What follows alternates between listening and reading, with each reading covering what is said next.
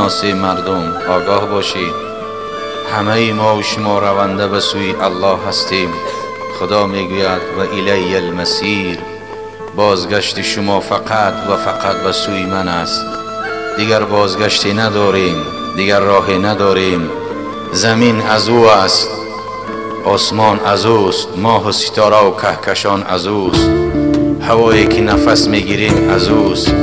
از نیستی ما و شما را به هستی آورد. به اختیار خود نآمدیم، به اختیار خود نمی رویم. شب روز میکردگی اوست، روز شب میکردگی اوست، فصلهای سال تغییر میدادگی اوست، همه در قبضه قدرت اوست. و سوی او میگردیم.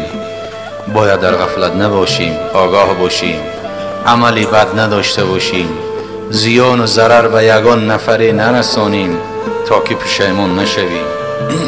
و قبر با ششگاه ما و شماست و در دست ملک الموت همه ما و شما انسان ها اسیر هستیم. اسیر ملک الموت را فریب داده نمی شود، خریده نمی شود. پول با او در کار نیست، مال با او در کار نیست. اون مأمور است.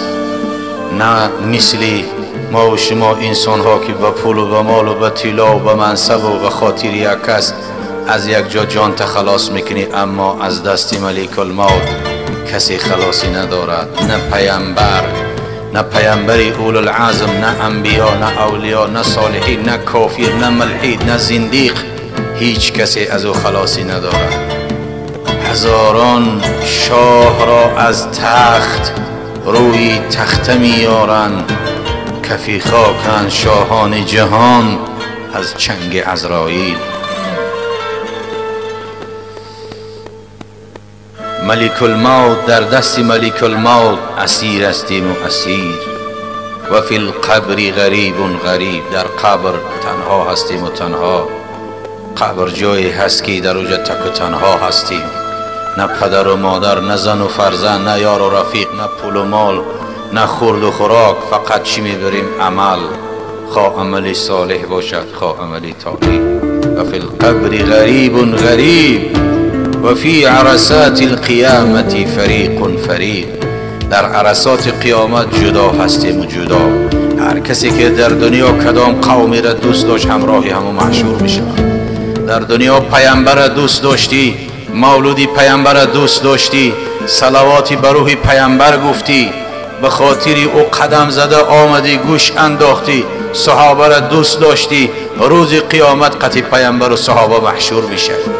لیکن در دنیا از اینها نفرت داشتی، از اسلام نفرت داشتی، از نام اسلام حراسیدی، امر معروف نهی از منکر بد دیدی، در خاندانت صورتهای بیدین آویزان کردی، روز قیامت قطعی هموا محشور میشه، آتش دوزخ داخل میشه. پیامبر خدا بیان کرده است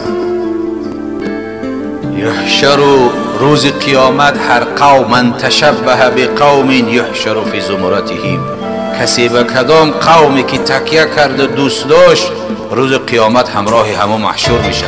مسلمان دوست داشتی، مسلمان احترام کردی، روز قیامت قطعی مسلمان ها میخیزی داخل بهشت میشه. کافر زندیق ملحد دوست داشتی، روز قیامت قطعی هوا محشور میشه، داخل آتش دوزخ میشه. دیگر راهی نیست. این گفته من نیست، این گفته همون حبیب خدا هست که خدا همه را به خاطر او خلق کرد. در عرصات قیامت فریق هستیم و فریق. گروهی در جنت منتظر لقای الله هستند، گروهی در آتش دوزخ نادم و پشیمان هستند. و دوزخی ها عن الله محجوبون، از دیدار خدا محروم هستند، محجوب هستند. از وای بر حال و بندگانی که در غفلت هستند و از خود فراموش کردند، از خدا فراموش کردند، فراموش کردند که اونها یک روزی به سوی خدا میگردند. وای بر حال یا فیا ویلتا ایها الغافلون.